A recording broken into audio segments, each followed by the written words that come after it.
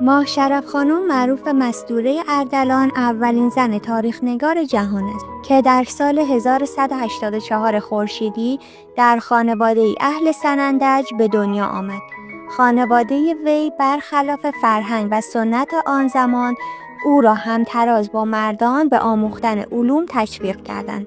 وی نیز با علاقه‌ای که به شعر داشت به یکی از شاعران نامدار آن دوره تبدیل شد و در تاریخ نویسی نیز برابر با سایر تاریخ‌نگاران بود.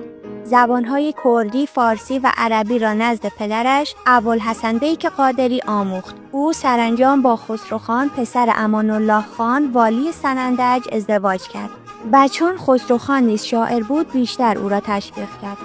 از مهمترین اشعار او میتوان به دیوان اشعار، تاریخ اردلان و عقاید مستوره اشاره کرد. مستوره در سال 1227 در سلیمانیه دیده از جهان فرو بست.